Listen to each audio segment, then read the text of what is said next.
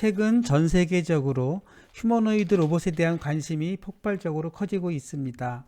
특히 미국과 중국을 필두로 인공지능과 로보틱스 분야가 급속도로 융합되면서 기존 산업 생태계를 뒤바꿀 만한 혁신들이 잇따라 발표되고 있습니다.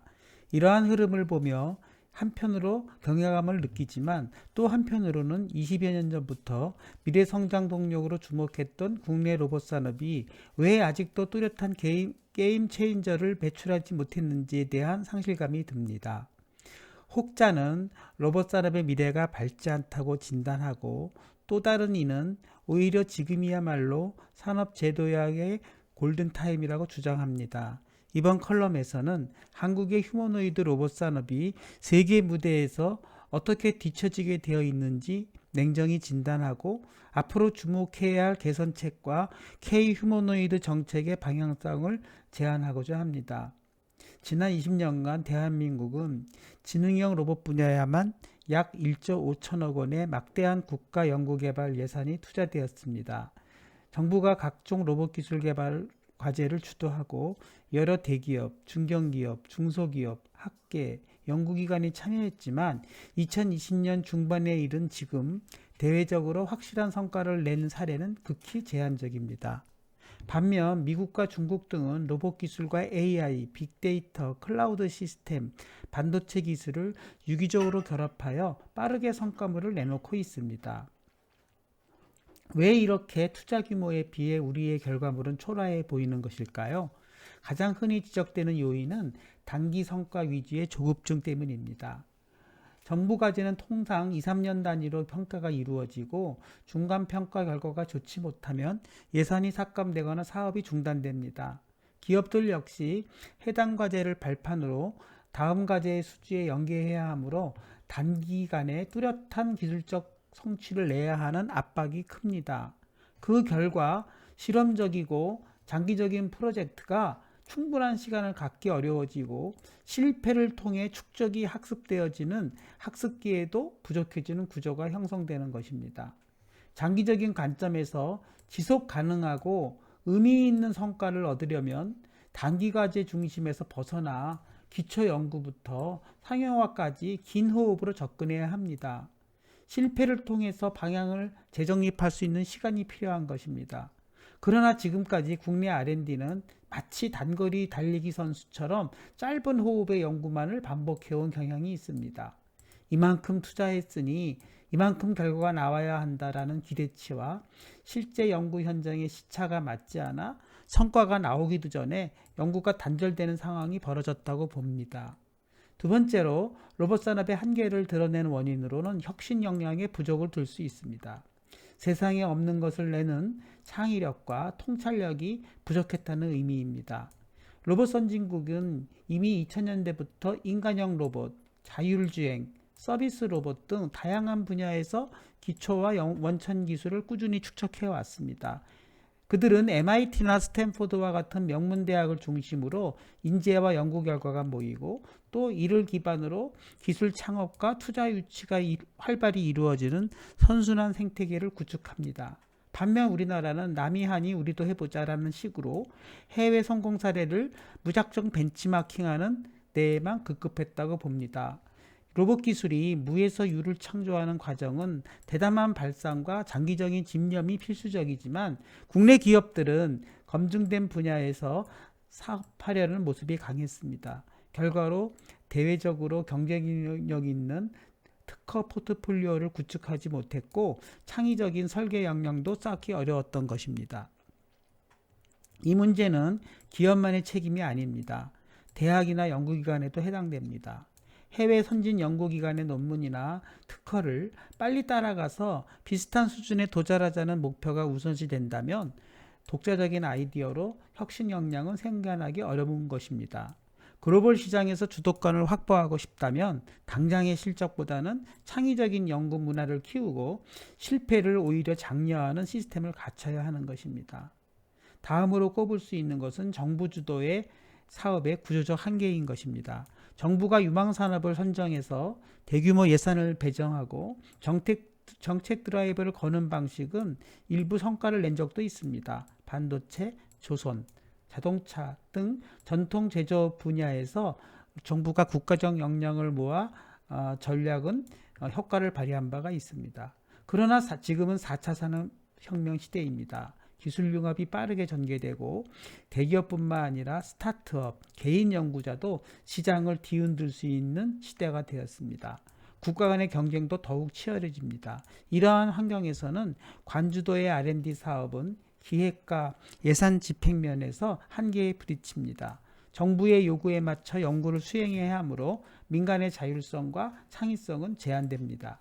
무엇보다 중요한 것은 수요자 중심의 기획과 평가 시스템인 것입니다. 혁신 기술은 초기 단계에서 시장 검증이 어려울 수 있습니다.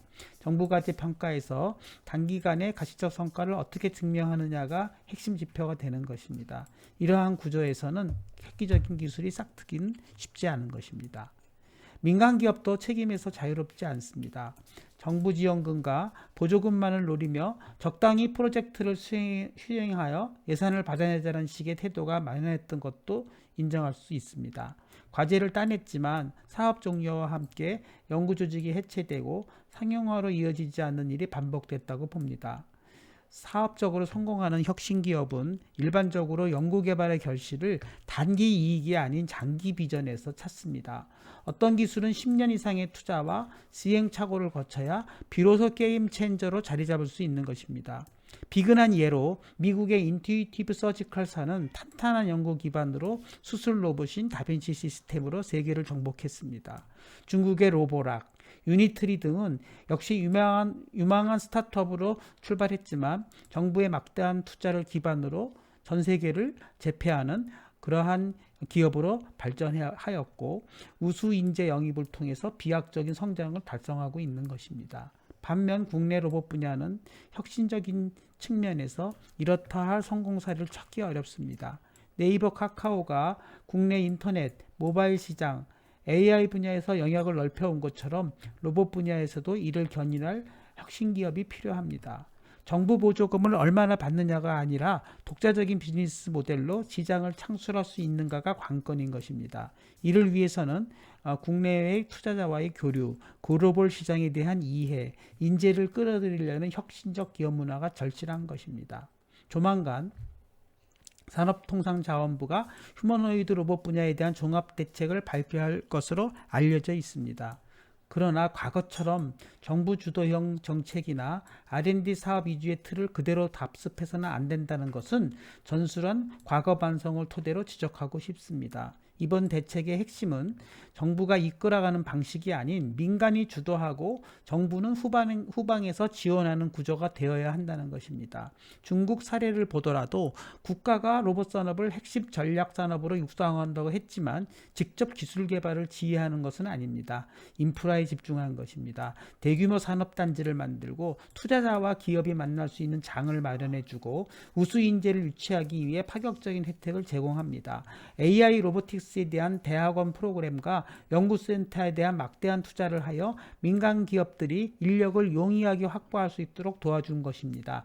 결과적으로 정부는 뒤에서 과감하게 지원하고 시장은 민간이 선도하는 형태로 유도하는 것입니다. 우리 역시 비슷한 구조로 전환해야 합니다. 정부의 역할은 크게 세 가지로 요약될 수 있습니다. 첫째, 연구개발 인프라와 제도적 환경을 정비하고 규제 샌드박스와 실증 특례를 통한 로봇 실험이 자유롭게 이루어지도록 테스트베드를 제공하는 것입니다. 둘째, 인재 양성 체계를 확립하여 대학과 연구기관이 AI 로보틱스의 교육과정을 활발히 운영하여 산학협력을 통해 현장성이 높은 인재를 공급해야 합니다. 셋째, 장기 고위험 R&D에도 꾸준히 투자할 수 있도록 세제 혜택과 금융지원과 같은 유인을 제공해야 합니다. 그래야 기업이 미래 가치에 기꺼이 투자할 동력이 생기는 것입니다.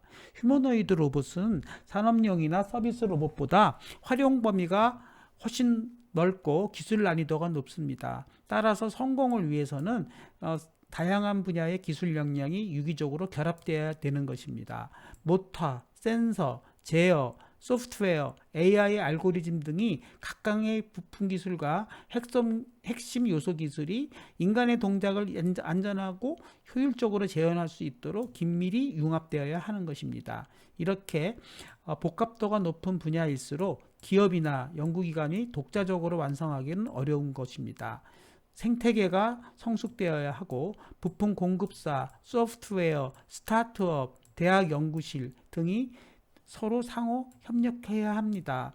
이미 시장에 알려진 첨단 휴머노이드 로봇들을 보면 하나같이 기업이 부품을 독점적으로 생산하지는 않습니다. 오히려 글로벌 협력 체계 하에서 전문 부품사와 협업하고 독자 기술을 탑재하여 고도화하는 방식으로 성장하는 것입니다. 한국도 이러한 생태계를 구축하기 위해 규제 혁신, 인재 교류, 데이터 공유, 표준화와 같은 인프라의 구축이 필수적이며 휴머노이드 대규모 실증을 위한 테스트 환경과 같은 인프라 구축이 과감하게 조성되어야 하는 것입니다.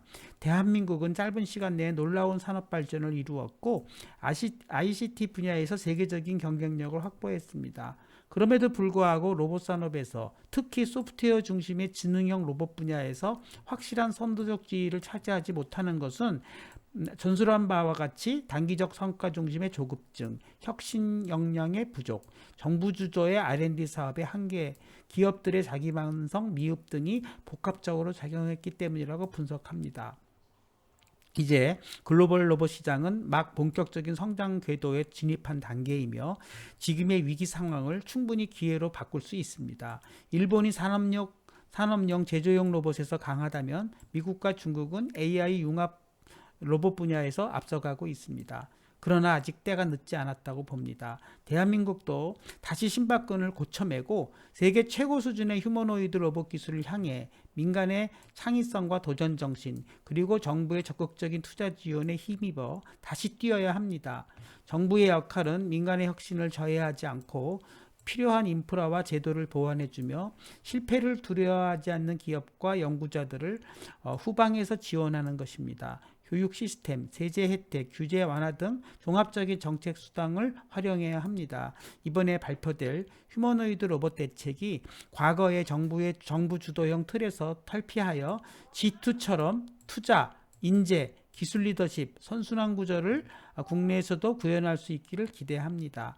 K 휴머노이드가 이제 먼 미래가 아닌 것은 가까운 시일 내에 산업 현장과 일상 속에서 활약하려면 이번에 발표될 정부와 민간이 각자 역할을 수행하는 그런 내용을 담아야 합니다. 20년 전 지능형 로봇 붐이 흐지부지된 경험을 교훈 삼아 이번에는 차분하면서도 과감한 투자와 인프라 지원을 통해 한국의 K-로봇 산업이 진정한 도약을 이루어야 할 기회라고 봅니다. 그것이야말로 K-휴머노이드라는 이름에 걸맞는 정책이며 향후 글로벌 로봇 산업 생태계에서 대한민국이 세계에서 독자적인 생체를 가진 주요 플레이어로 자리매김하는 길이라 믿어 의심치 않습니다.